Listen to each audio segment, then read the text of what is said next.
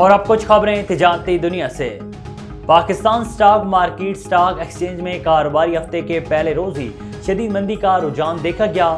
کاروباری دن کے آغاز پر پاکستان سٹاک مارکیٹ میں 2200 سے زائد پوائنٹس کی کمی ریکارڈ کی گئی، تاہم کاروباری روز کا اختتام 1878 پوائنٹس کی کمی کے ساتھ ہوا، جس کے بعد 100 انڈیکس 61,065 پوائنٹس کی سطح پر آ گیا ہے۔ IMF کا مذاکراتی وفد منتخب حکومت بننے کے بعد پاکستان آئے گا۔ ذرائع کے مطابق نئی منتخب حکومت کے ساتھ موجودہ قرض پروگرام کے لیے اقتصادی جائزے پر بات چیت ہوگی۔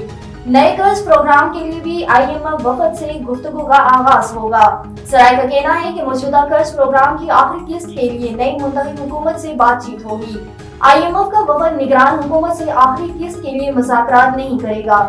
موجودہ قرض پروگرام کے تحت پاکستان کو آخری قسط $1.1 ارب کی ملے گی۔ اوورسیز پاکستانیوں کی جانب سے بھیجی گئی ترسیلات زر میں اضافہ ریکارڈ کیا گیا۔ اسٹیٹ بینک آف پاکستان کی جانب سے جاری کردہ اعداد و شمار کے مطابق نئے سال کے پہلے مہینے میں پاکستانی محنت کشوں نے $2.4 ارب وطن واپس بھیجے۔ سالانہ بنیاد پر ترسیلات زر میں 26 اور ماہانہ بنیاد پر 1% اضافہ ریکارڈ کیا گیا۔